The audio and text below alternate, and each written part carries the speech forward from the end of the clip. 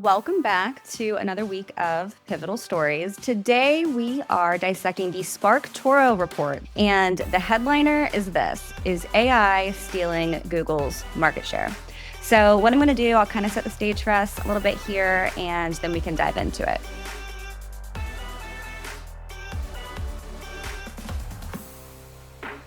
Now, the report notes that Google search grew by nearly 22% from 2023 to 2024, and that Google processes 14 billion searches daily compared to ChatGPT's 37.5 million search-like prompts.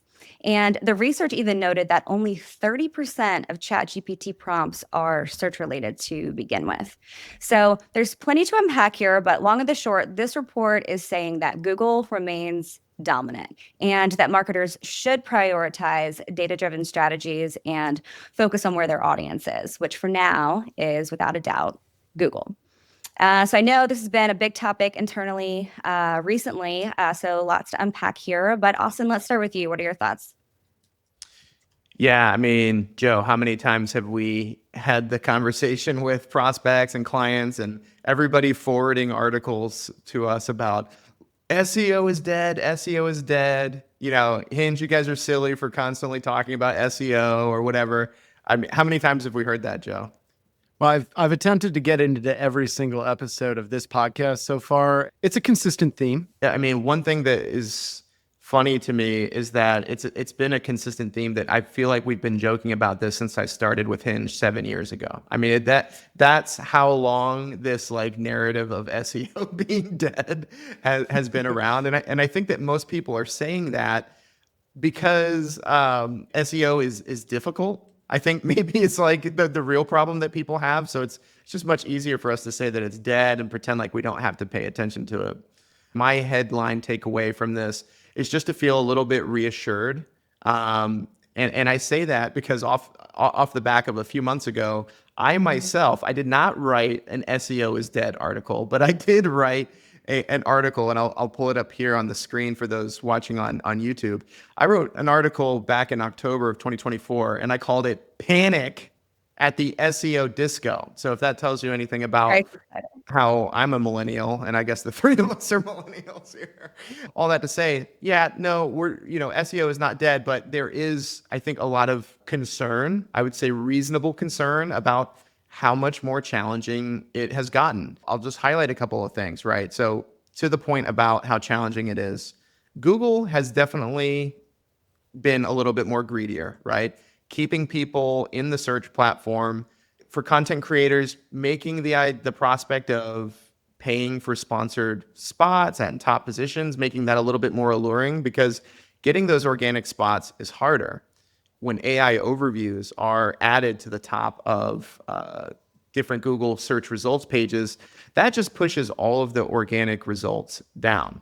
So click-through rates are definitely something that we're seeing tank. So I gave some different data ranges in our blog post about our own website performance and how, despite the fact that we've had basically the same amount of impressions, our clicks have gone down considerably on our own website. So I think a lot of marketers do have these reasonable concerns, like our website is not getting the kind of traffic that it should. So I think the question that our listeners are wondering is, okay, well, what do we do about this, right? Spark Toro is telling us Google is still dominant. We're saying SEO is not dead. What are some ways that we might respond to the disruption? So a few things here. Number one, double down on your SEO best practices. Joe, I think this is something that we commonly talk to our clients about. What have you seen in the business development space about addressing concerns about like SEO, and why do we bring that up even in the business development space of like continuing to keep it at the center? Yeah, I mean, intent is a big thing, right? One of the biggest things you'll see with these differences between clicks, impressions, and so forth is as Google tries to make things more relevant, that relevancy is so key to being able to make the connections between where an SEO strategy, the content of which is generating views, clicks, movement, is then translating into action when people get to your website. That intent is so important. So original content, thought-provoking content, all of these different elements that are tied to issues is a continual theme that we're seeing in conversations with our own prospects, right? So just to continue to pull the curtain back a bit, Hinge's vast majority of our business is generated through search. In fact, in professional services, a lot of times you hear referrals. Our search actually, for historically, has overwhelmed our referrals. And it's not that we don't get plenty of referrals. It's just that if you make this commitment to getting content in front of the types of folks that have these issues, have these challenges, it's a great narrative to then take forward in our sales conversations. So one of the things we'll always ask, in fact, we ask it on all of our forums, is how'd you find us? And the amount of times you see Google is still extremely relevant there. But we have seen that rise in things like ChatGPT, Gemini, and some of these other artificial AI-based type platforms that are using these SEO principles to still channel folks to us. Yeah. So one thing that we do at Hinge is we conduct ongoing research on professional services buyers, and referrals is always the number one source to that question you were talking about. Then after that is doing a general web search. It's still at the top of the list. Now we've recently added the LLMs as kind of an additional channel, which is starting to get some traction.